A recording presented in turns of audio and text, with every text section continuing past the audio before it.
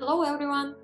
This is the second lecture of the V2 City Development in the course of Russia Culture Development and Trade. And this lecture is going to talk about cultural capital of Russia.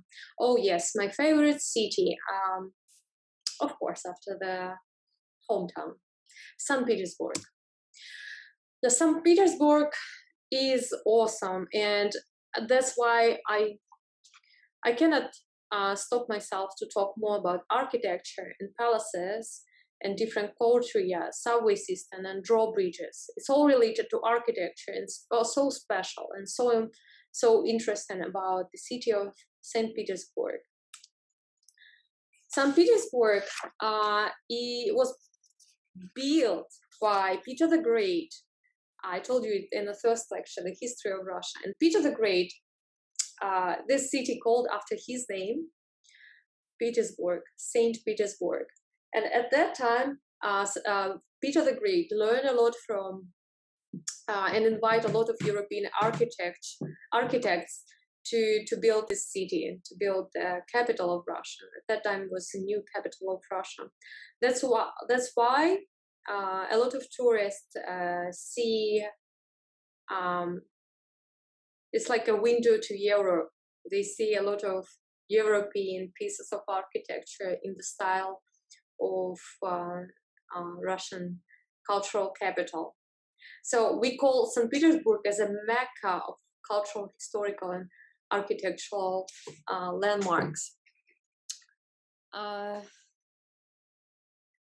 So as I said, why I call it Russia's cultural capital, it's basically an official status of Russia because it strives to retain in its perennial competition with Moscow, but yes, I can say it's much more beautiful. The style of Moscow is much more different and it's probably more modern compared to St. Petersburg. These are great examples. Along the St. Petersburg, you can meet a lot of different beautiful small cities called like summer palaces of different Russian emperors and tsars. And in this picture, you can see the city of Petersburg, one of the famous rooms, almost made of gold. Everyone, if you look at the details, it's very beautiful, very luxury, we can call it nowadays, and just a wonderful time to visit these places. I highly recommend to you. So all these small pieces and details basically are handmade, and they went through times and centuries, and until nowadays it's still there. It still keep this historical spirit. Another interesting thing is of St. Petersburg city is unusually shaped courtyards. So most of the flats, especially in the city center, they look like this: window to window, and inside the building. So building may have like a round shape. Inside the building, there's a courtyard which is fully closed, only accessible for the residents. It's very interesting. It's very specific. It's only you cannot find something like this in Moscow. It's kind of a very special thing of St. Petersburg style of architecture in the buildings. So St. Petersburg is a very wonderful city full of interesting sites and places, exciting with exciting history of itself.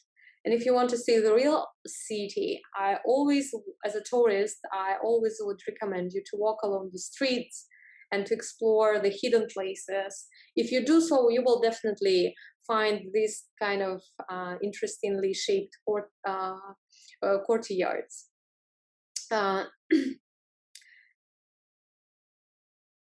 So it's for today. I'll tell you more so-called courtyard of St. Petersburg. The idea to build houses with continuous space belonged to Peter the Great. So the founder of the city.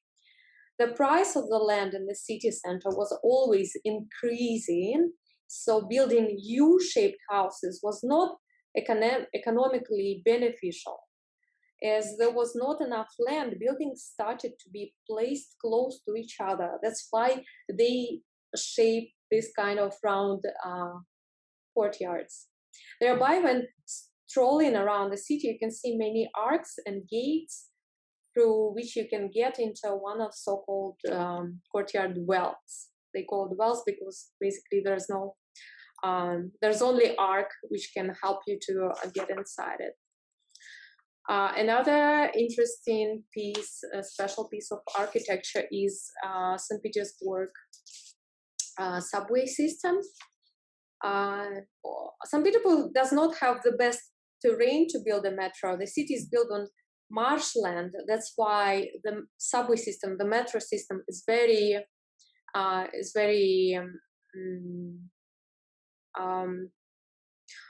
located very deep compared, for example, to Moscow subway system. So marshland basically makes the ground very unstable, and that was the reason why the metro station are located so deep. So average depth of subway station is about 60 to 70 meters. So it's really deep. And the very special piece, of course, you can see it in a lot of postcards of drawbridges in St. Petersburg. Probably you have seen drawbridges in places like London, but St. Petersburg also have this kind of pearl of another pearl of architecture. Drawbridges across Neva. Neva is a river in St. Petersburg. So every night during the navigation period, basically from April to November, all summertime, 22 bridges across Neva River and main canals are drawn to let ships pass in and out of the Baltic Sea into the Volga-Baltic waterway system.